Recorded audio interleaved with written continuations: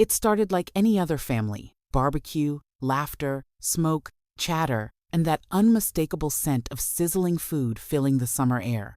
My backyard had always been the place where everyone gathered, where stories flowed freely and the grill stayed hot all afternoon.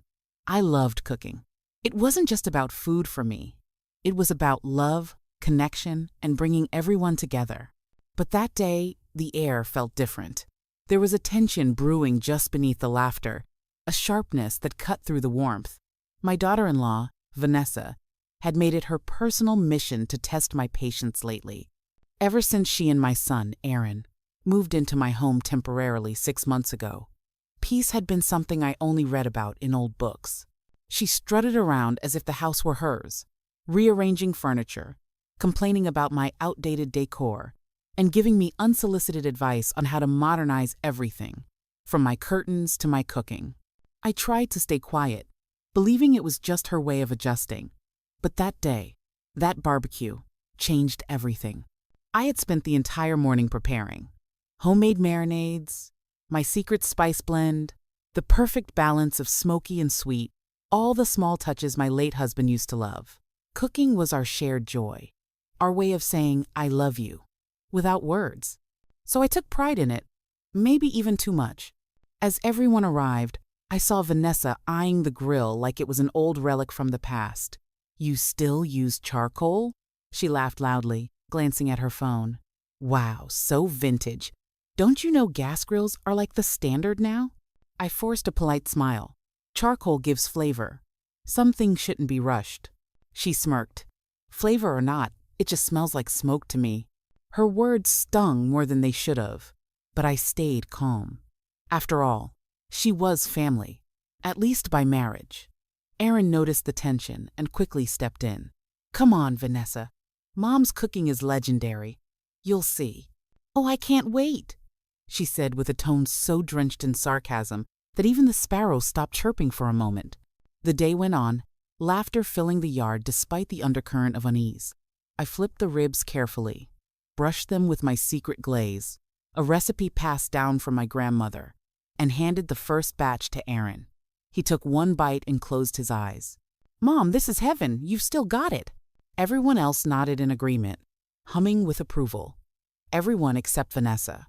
She chewed slowly, dramatically, before setting her plate down. "It's fine," she said finally, "but honestly, it's kind of heavy. You know, like something from the 80 seconds. People just don't eat like this anymore." The table fell silent. My cousin tried to change the subject, but the damage was done. Vanessa smirked again, pleased with herself, as if putting me down was her idea of entertainment. I swallowed my pride and smiled. I suppose taste is subjective. "Oh, don't take it personally," she said sweetly. "It's just, we're used to healthier food. Low fat, low sodium, no sugar, no fun, you know, the usual." Her little jab earned a laugh from one of Aaron's friends, but not from him. He frowned. "Vanessa, that's enough." She rolled her eyes. "Relax, Aaron. It's just a joke. Your mom knows I'm teasing." But I wasn't laughing. Something inside me, a quiet, patient part of me that had endured months of subtle disrespect, began to crack. When everyone went back inside to refill drinks, I stayed by the grill, staring at the glowing coals. My heart was heavy. I thought about how this house used to be full of warmth, how Aaron grew up here, how many birthdays, holidays, and family dinners had once filled these walls with love. Now, it just felt invaded. Vanessa had turned my sanctuary into her playground. She had taken over the living room, cluttered the kitchen with gadgets I didn't need, and even suggested I downsize my own bedroom because, in her words, "You don't really need that much space at your age." I had been patient. I had stayed silent. But as the evening sun dipped below the trees, I decided that silence wasn't strength anymore. It was surrender. That was the moment I came up with my plan. It wouldn't be loud. It wouldn't be cruel. But it would be final. Over the next few days, I played my role perfectly. I complimented Vanessa's ideas, smiled at her comments, and even asked her opinion on small things, like the garden layout. She loved the attention. She thrived on it. Meanwhile, I was working behind the scenes on something much bigger, something that would flip the story completely. You see, what Vanessa didn't know was that the house, my house, wasn't just paid off. It was part of a small family trust that I managed. I owned not just this property, but also 2 rentals in the same neighborhood, one of which, ironically, Vanessa had been eyeing to renovate and flip. And my secret recipe? It wasn't just about food. It was about patience, timing, and knowing exactly when to turn up the heat. When the next barbecue rolled around, I had everything ready. This time, Vanessa had invited half her side of the family, her parents, her sister, even a few colleagues from work. "We'll make it modern," she said proudly, taking charge of the menu. "No offense, but people are tired of your old-school stuff, Clara." "No offense taken," I said, smiling. "It's your event. I'll just help out." Inside, though, I was calm, too calm, because the meal I was preparing wasn't just for the guests. It was for a lesson long overdue. When the guests arrived, Vanessa strutted around like the queen of the house. She even introduced me to her colleagues as Aaron's mom. She's retired, but she tries to keep busy. That was the moment I knew I had made the right decision. As everyone ate, I brought out my famous barbecue ribs, this time without saying a word. People devoured them, praising the flavor, asking for the recipe. Vanessa laughed it off. "Oh, that's just her thing," she said dismissively. "Old habits die hard." I just smiled, because my thing wasn't the food this time. It was the paperwork sitting in my kitchen drawer. While she bragged about hosting the event, about her vision for modern family gatherings, I knew that by next month, she wouldn't even be living here. Not after what was coming. That night, after everyone left, I quietly cleaned the kitchen, humming to myself. Vanessa came in, tipsy from wine and ego. "You know," she said, leaning on the counter, "maybe next time just stick to salads or something lighter. People like fresh, not smoky." I turned to her, my voice calm and steady. "Don't worry, Vanessa. Next time, the menu and the guest list will be very different." She frowned, confused. "What do you mean?" "You'll see," I said softly, smiling as I turned off the lights. Because my secret recipe wasn't for barbecue sauce. It was for justice. And it was almost ready to serve. The following week was a quiet storm brewing beneath the surface. I went about my days as though nothing had happened, watering the plants, baking muffins for the neighbors, feeding the stray cat that always waited by the back fence. Vanessa thought she'd won that day at the barbecue. She strutted through the house like a self-appointed queen, taking credit for every smile, every compliment, even the compliments meant for me. But what she didn't realize was that every small insult she'd thrown, every mocking laugh, had been slowly collecting interest, like debt waiting to be paid. Aaron was out of town for work that week. It gave me the perfect window of peace to put my plan in motion. He told me before leaving, "Mom, please try to get along with Vanessa. She just has a strong personality." I smiled and promised I would. And I did try, just not in the way he imagined. The morning after he left, I sat at my dining table with a cup of tea and opened my file folder. Inside were all the documents I'd quietly been maintaining for years. Deeds, ownership papers, tax receipts, and trust agreements. The house was mine, legally and fully. And the 2 rental properties I'd mentioned, also mine. But I'd never flaunted it, never needed to. Until now. I pulled out one set of documents and set them aside. I knew exactly what to do. Over the next few days, Vanessa kept busy redecorating the house. She ordered a new rug, moved the family photos from the hallway to the attic, and even suggested selling a few of my old-fashioned china pieces online. "People pay good money for vintage," she'd said, her tone sugary sweet but dripping with superiority. I simply nodded. "You're right. Some things really are priceless." That line must have gone over her head, because she just smiled and went back to scrolling through her phone. On Thursday, I called my attorney, Mr. Fisher, a quiet older man who'd helped my husband and me set up the family trust years ago. "Clara," he said warmly, "how are things at home?" "Changing," I replied, stirring my tea. "I think it's time we transfer one of the properties, temporarily." He chuckled. Still helping family, I see. Something like that, I said, smiling. Let's just say I want to make sure the right people are living in the right place. We set a meeting for Friday morning. Vanessa, of course, noticed I was dressed nicely that day. Going somewhere fancy? She asked, smirking as she buttered her toast. Just an errand, I said, slipping on my cardigan. House stuff. Her eyes flickered, curious. Oh, are you finally thinking about selling? That'd be great. We could move closer to the city, maybe get a modern place. I interrupted her gently. Don't worry, dear. You'll know soon enough.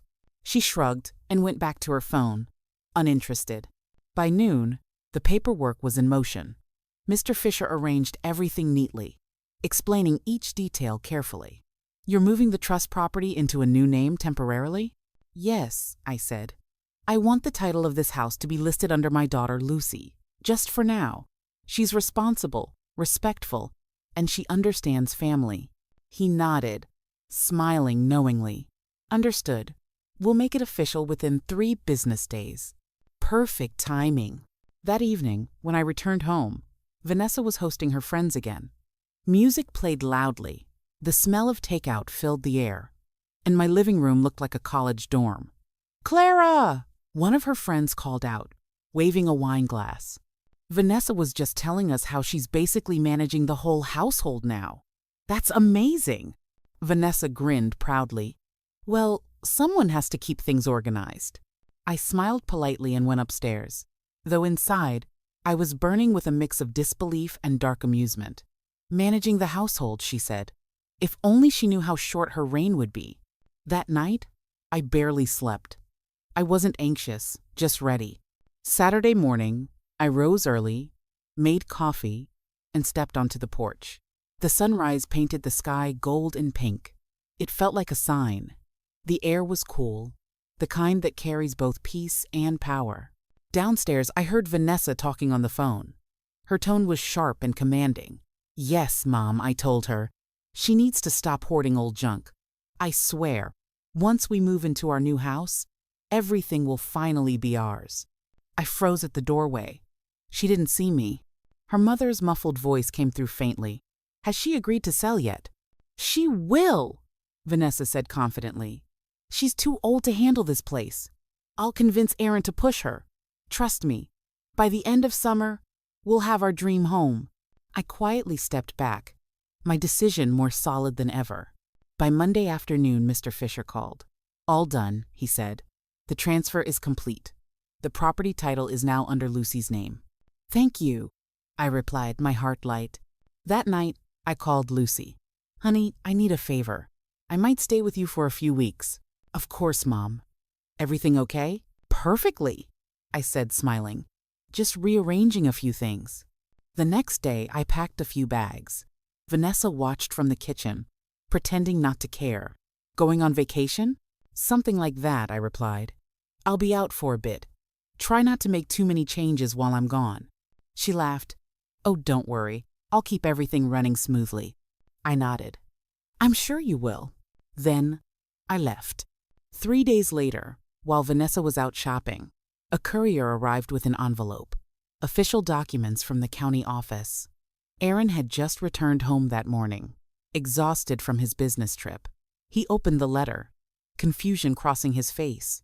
Vanessa, he called out when she came in, arms full of bags. What is this? She frowned, setting her purse down. What's what?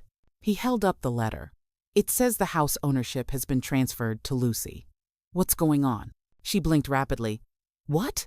That can't be right. This is your mom's house. It was, he said slowly, realization dawning. And Lucy just texted me. Mom's moving out for a while. She said we might want to find another place soon. Vanessa's jaw dropped. She wouldn't dare. We live here. Aaron cut her off. Vanessa, this was never our house. It was Mom's. We were guests. The color drained from her face. Guests? She repeated, her voice trembling with disbelief. Aaron sighed heavily, rubbing his temples. I told you not to push her. You've been rude since day one, and now she's had enough. She stormed out, pacing the living room, muttering under her breath. No, she can't do this. She can't just kick us out. But she could. And she already had. By the time I returned a few days later, Vanessa had turned pale from stress. Boxes sat half-packed in the hallway. Aaron met me at the door, guilt written all over his face. "Mom, I'm sorry," he said quietly. I smiled, touching his arm gently. "Don't apologize, sweetheart. Some lessons can't be taught with words. They have to be lived." Vanessa stood behind him, speechless for once. "By the way," I added softly, "I made a new batch of my barbecue sauce. Thought I'd drop some off for the neighbors. They've been wonderful company lately." Vanessa's lips parted, but no sound came out. I walked past her, calm and unbothered. Because just like my secret recipe, this plan had taken time, patience, and the perfect amount of heat. And now, it was done to perfection. The following morning, the house was quieter than usual. The air felt thick with unspoken tension. Emma moved around the kitchen, cleaning the counters that didn't need cleaning, her mind replaying Lily's smirk from the BBQ over and over again. It wasn't just about the food anymore. It was about years of small humiliations, of being treated like a guest in her own home, of watching her son's respect get slowly replaced by Lily's manipulative influence. As she brewed her morning coffee, she overheard Jake and Lily arguing in their room. The words were muffled, but the tone was unmistakable. Sharp, irritated, defensive. Emma caught bits and pieces. "She's your mother, Jake. Why does she have to be involved in everything?" Followed by Jake's low, tired voice. "She's done everything for us, Lily. You could at least show some respect." Emma took a slow sip of her coffee. A small flicker of hope burned inside her chest. Maybe, just maybe, her son was starting to see through the act. But she didn't let herself believe it fully. She'd been let down before. By afternoon, Lily had returned to her usual self, smiling sweetly as if nothing had happened. She was sitting at the kitchen table, scrolling through her phone, her voice light and honeyed as she said, "Oh, Emma, I saw the cutest recipe online. Maybe I can teach you how to make it sometime." Emma forced a polite smile. "That would be nice," she said, her tone even. Inside, she felt something harden. That evening, she went out to the back porch and sat with her old recipe box, a little wooden chest her late husband, Frank, had given her when they first married. Inside were the recipes that had built her life, the dishes that brought her family together, comforted her children when they were sick, celebrated birthdays, healed heartbreaks. She ran her fingers over the faded ink and smudged notes, and a tear slipped down her cheek. Then she noticed one card at the very bottom, Emma's secret BBQ sauce, the same one Lily had mocked. Frank had helped her perfect that recipe years ago. It wasn't just sauce. It was history, family, love. She closed her eyes and whispered, "Maybe it's time they learned what real flavor costs." Over the next few days, Emma quietly started working on something no one else knew about. She'd long been receiving offers to sell the property. Developers wanted to buy the land for new housing. Jake and Lily had always refused, thinking they owned the house outright. After all, Jake had handled the mortgage paperwork when Frank passed. But Emma still held the original deed, tucked away in a lockbox, never transferred, never signed over. The developer's latest offer sat folded neatly in her drawer. It was generous, more than generous, enough for Emma to buy a smaller place, something peaceful and entirely her own. But an idea began to form, something poetic, something that would taste just as sweet as that barbecue sauce she'd perfected. The next weekend, Emma invited her friends over for a small get-together. She cooked everything herself, her ribs, her coleslaw, her cornbread, even the sauce. The smell filled the house, so rich and warm that even Lily couldn't resist stepping into the kitchen, pretending to help. When the guests arrived, they couldn't stop complimenting the food. "Emma, this sauce is heavenly. You should bottle this and sell it. It's better than anything I've tasted in years." Lily forced a laugh, trying to save face. "Oh, that's her old recipe. I guess it's nostalgic?" But the others ignored her. The compliments kept flowing, and for the first time in months, Emma felt like herself again. Seen, appreciated, loved. After the guests left, Lily sulked on the couch, her jaw tight. You really love the attention, don't you? She sneered. Emma looked at her calmly. It's not about attention, Lily. It's about respect. Respect? Lily scoffed. You think cooking gives you that? Emma smiled faintly. Cooking doesn't give it, but losing a home might teach it. Lily frowned. What's that supposed to mean? But Emma just walked past her, her mind made up. That night, she called the developer and accepted the offer. The following week, the paperwork was finalized. The house was sold, legally, cleanly, and completely. The buyers were ecstatic. The only people who didn't know were Jake and Lily. Until the morning the letter arrived. Jake opened it, his face going pale as he read the contents. Mom, what is this? He stammered.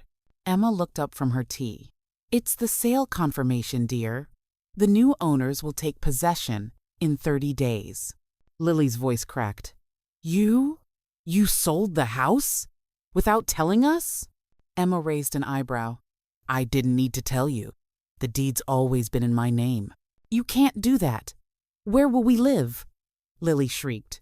Emma took a sip of tea. I'm sure you'll figure it out, darling. You're good at giving orders, not so much at following them. Jake looked torn, guilt and confusion mixing in his eyes. Mom, why would you do this? Emma met his gaze. Because sometimes, Jake, the only way to teach people the value of something is to take it away. The room fell silent.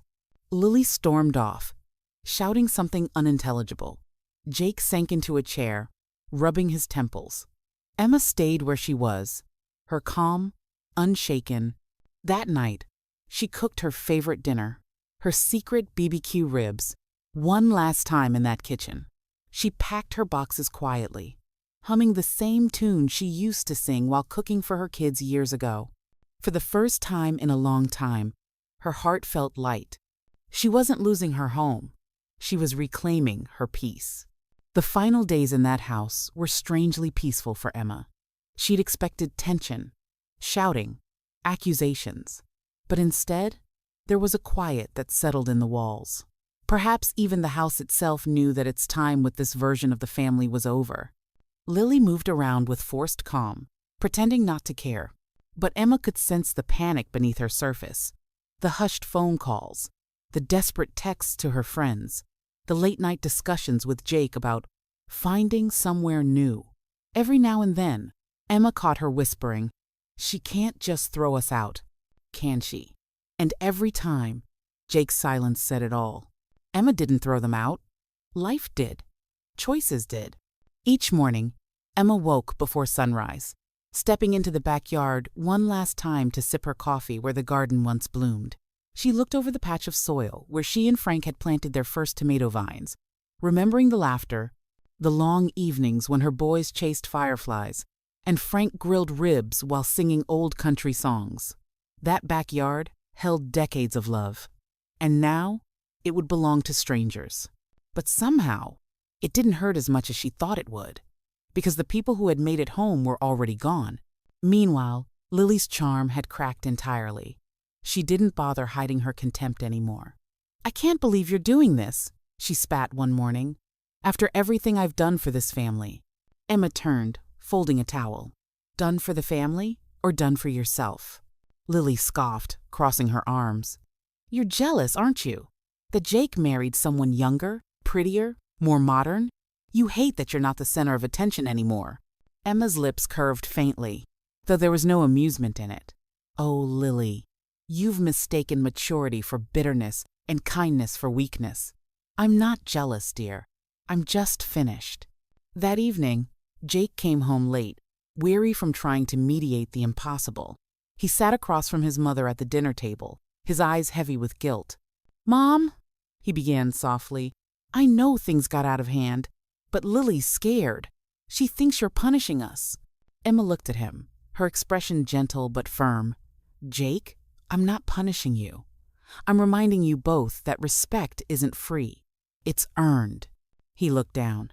I should have stepped in earlier. I just didn't want to cause problems.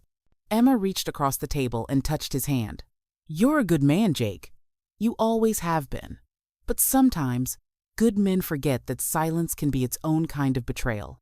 He nodded slowly, tears forming in his eyes. "I'm sorry, Mom. I know you are," she said quietly. "But don't be sorry for me. Just learn from this." The days passed, boxes filled, memories packed away. The new buyers came by to measure rooms, their voices echoing through the hallways. Lily glared at them like they were intruders, refusing to accept what was happening. But it didn't matter anymore. The papers were signed. The deal was sealed. On the final night before moving day, Emma cooked one last dinner. Her ribs, her cornbread, her sauce. She didn't invite anyone. The smell filled the empty house, wrapping her in nostalgia and closure. She sat alone at the table, eating slowly, remembering each stage of her life inside those walls. The laughter, the tears, the love that had built her from a young wife into a strong, unshakable woman. Then she heard the door creak. Jake stepped in quietly, holding a small photo frame, the one of her and Frank from their wedding day. "I think this belongs to you," he said softly, placing it beside her plate. Emma smiled faintly. "Thank you." They sat together in silence for a while. Finally, Jake asked, "Where will you go?" Emma smiled. "Somewhere smaller, somewhere peaceful. I might even start that little bakery I always dreamed about." He chuckled through his tears. "You'd make a fortune, Mom." "Maybe," she said, "but I'd do it because it makes me happy. That's enough." The next morning, moving trucks lined the driveway. Emma's boxes were already loaded. Lily stood on the porch, arms crossed, her expression a mix of disbelief and pride she didn't feel. "So, that's it? You just walk away?" she said bitterly. Emma turned, calm as ever. "No, dear. I'm finally walking towards something." "You'll regret this," Lily hissed. Emma gave a small laugh. "If regret ever comes, I'll invite it in for dinner, but somehow I don't think it will." As she climbed into her car, Jake followed her, eyes wet. "Mom, I just want to say thank you. For everything. Even this." She reached up and cupped his face, smiling warmly. "You're welcome, son. And don't worry, someday you'll understand that this wasn't about revenge. It was about peace." She started the engine. As the house faded in the rearview mirror, the morning sun hit her face.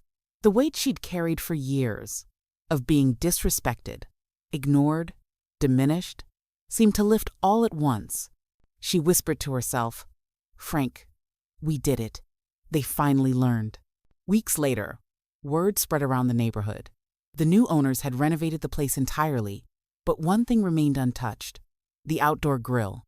On the first night they moved in, they found a small sealed jar sitting on it, labeled in Emma's handwriting, "A taste of humility."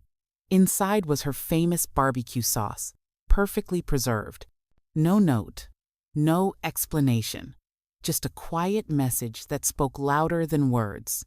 2 months later, Emma was living in a small cottage on the edge of town. The mornings were quiet there. No shouting, no tension, no half-hearted apologies wrapped in pride. Just birds, the hum of wind chimes, and the smell of freshly baked bread. She had turned her dream into reality. A tiny bakery called Second Chances. Locals came for her pies and stayed for her warmth.